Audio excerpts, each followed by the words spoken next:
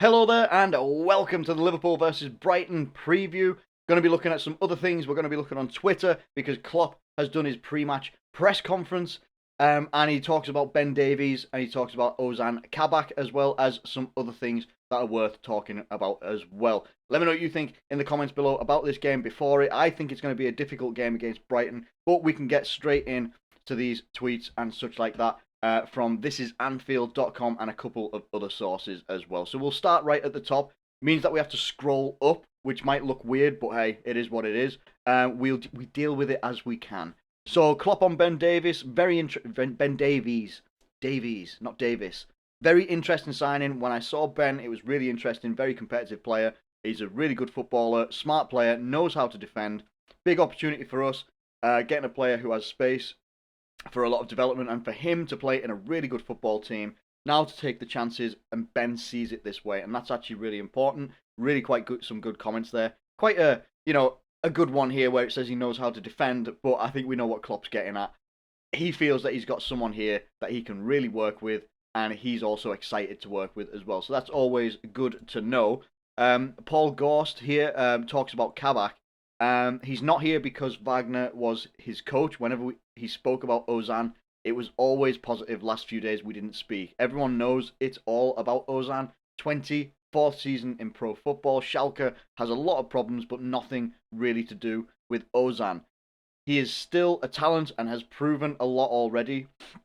He is here now in a stable team. He can help us and we can help him. Our situation is really strange. We are without our four centre backs. We needed players, and that's so true. The fact that we've been in for Kabak before was, critical in my thinking this is going to be actually quite a decent signing on loan. Someone that's already capped, I think, for Turkey, I believe it is. Played a lot of games, played his fourth season in pro football and stuff like that. He's had some interest. I don't want to say interesting. That's not the right word. He's had some iffy moments in his time as a footballer. A spitting incident in September or something made him miss 5 games and such like that. But that is the sort of thing that wouldn't be tolerated by Jurgen Klopp. Not saying it should be by Schalke by any means, but I think we work under a little bit of a different premise here and a different sort of leadership. So hopefully they will be, they can get into the squad and stuff like that, get working. I don't think that they will be available, and I think that that is echoed by Klopp's comments. We look at Matip's injury, big blow for all of us.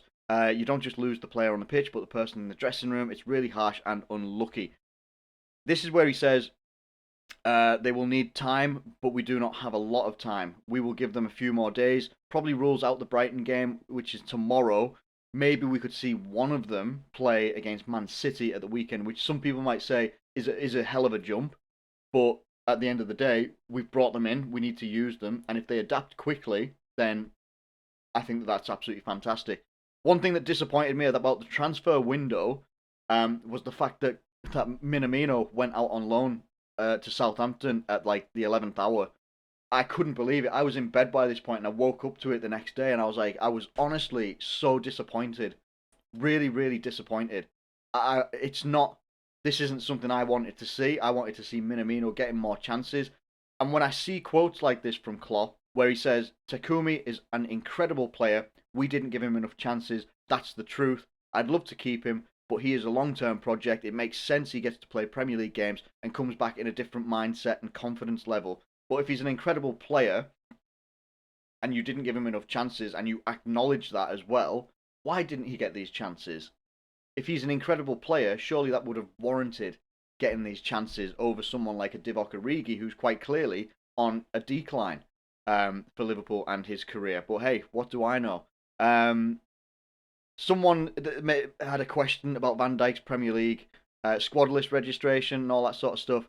Yeah, we're not really going to go into that. There's not really a great deal to talk about there, but it was important to talk about Kabak and Davies because we will want to see them play probably pretty soon because we want to start seeing Henderson going back into midfield, Fabinho possibly going back into midfield into his natural position, and one that we really do miss him in, to be honest. But we're not going to see that.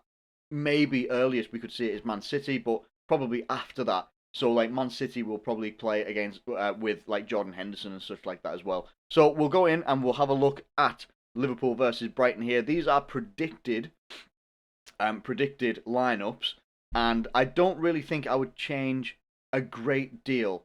However, what I would love to go with is more of a 4-3-1-2, similar to what we played against West Ham, or what it looked like we played, where we could have whether I don't think Sadio Mane is going to be back for this game. I don't think he's going to be risked, and I don't think Fabinho is either. Well, definitely not for this game.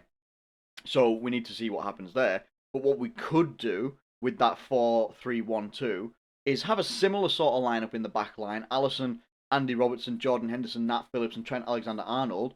That looks okay, and that's obviously going to be like the second game in a row that could be played. Fantastic. Gini Wijnaldum and Thiago in midfield as well. That would be fairly okay. If you want to throw Curtis Jones or James Milner in there, then fair play. Whoever it is, get them in there. I'm probably more likely to go with Curtis Jones because I think he's a little bit more positive going forward. But Milner has tenacity and he'll get up and down the pitch and be very aggressive and competitive as well. So there's options there as well. However, when it comes to that 4-3 and then the 1-2, Shaqiri, I feel, has to play this game because he was brilliant against West Ham. Absolutely fantastic. And with Sadio Mane most likely missing for this game, then you could still go with Bobby Firmino and Mohamed Salah as your front two. That could still work, in my opinion anyway. That's what I would go with over this predicted lineup here. It's going to be a difficult game though. I watched the game where Brighton beat Tottenham, and I want to go and have a look at it as well. I think I can get it up here. Yeah, they won 1-0 against Tottenham, and I felt that, to be fair, it was actually a pretty even game. But look at this. Over here, they had lots of shots, which means to me, lots of chances, lots of chance creation, shots on target as well. They had more than Tottenham. And when you're looking at, obviously Tottenham play very different to how we're going to play. We will approach this game in a much different way than Tottenham did. Obviously Tottenham looked to sort of sit back and counter, and I don't know why they did that. Whereas these guys were absolutely brilliant to a man. That's why you're seeing so many green ratings on this one. Why I always say, don't always pay attention to ratings, but these guys played out of their skin. They played very, very well. They played very creative on the floor, passing the ball around very nicely, but it was good attacking moves. And this was from like the back line all the way through to the attackers as well. Ben White was getting in there, making some really good passes, dangerous passes, flashing shots across goal as well. Like they were a dangerous team, and they were so much better than Tottenham. Like they were so much better than Tottenham. So, and we've already drawn, I think, against Brighton this season. I think. I don't think the result will be on this list just here. I don't think I'm looking on the wrong column. That's good. Yeah, no, I don't think it is on this one. But even so, they're always a difficult. I think we did draw and we had a goal ruled out. But even so, it's going to be a difficult game here. And when we look at how they will most likely set up, it sets them up a little bit different when they played against Tottenham with less of a 3-5, and it was more, I think, like 3-4-3 or something like that. It's going to be a hard game, really, really hard game, and we're going to have to be defensively on it, win the midfield, and our attackers, like Salah at the moment, who is absolutely on fire right now, needs to be absolutely on it as well. To get a good result here would be absolutely huge for us ahead of Man City as well. If we just look at the table here, us being on 40 points, 2 wins in a row now. We're 1 point behind Manchester United and 4 points behind Man City. Man City, I think, play Burnley this week, and I can't remember what day, whether they play tonight or whether they play tomorrow night alongside us playing Brighton. But it would be absolutely huge for us. And I think that we can do it. We should be able to do it, but we can't take anything for granted in this game. We've played well against Tottenham, got a great result there as well, and we played brilliantly against West Ham as well. Even though we conceded that late goal, I still felt that we were brilliant. Now, what I think is going to be key for us is Thiago and his control in midfield could be something completely different for a team like Brighton to deal with. alongside like someone who works so hard and has quality as well in Genie Wijnaldum, Curtis Jones or James Milner, that will also provide a lot more. Either depending on which player plays, I'm going to go with Curtis Jones right now and what he can do carrying that ball forward as well. And then if we have the likes of Shaqiri just in behind the two forwards, who could be Mohamed Salah, Bobby Firmino, which is what I might expect. Otherwise, we'll be going with Divock Origi again, who didn't offer anything against West Ham, in my opinion, and maybe saving Bobby Firmino for Man City or something like that. But I'm going to go with Bobby Firmino and Salah with Shaqiri in behind. And I think that could really be something that unsettles and gets in behind. Because if Brighton set up with a back three, and you have the likes of Shaqiri, Salah, and Bobby Firmino quite close together in like that 1 and 2, it could open up a lot more spaces, and the passing vision and ability to actually pull off the passes that both Thiago and Shaqiri have, having those two in the team, combining and creating chances, could be exceptionally vital in this for us as well. I also think a very good asset for us is Nat Phillips. My videos might look like a Nat Phillips appreciation society or something like that at the moment.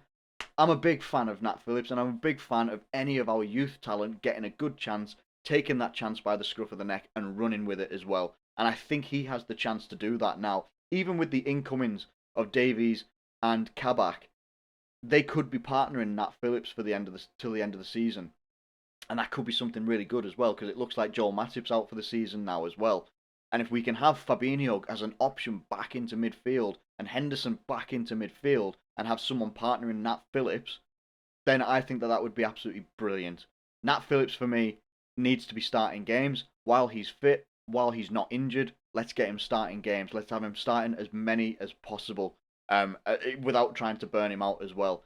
I think that we've got a very good chance of beating Brighton, but we need to be at our incisive best. Whether it means we have to counter attack, maybe sit off a little bit, which we won't really do because that's not how we play football.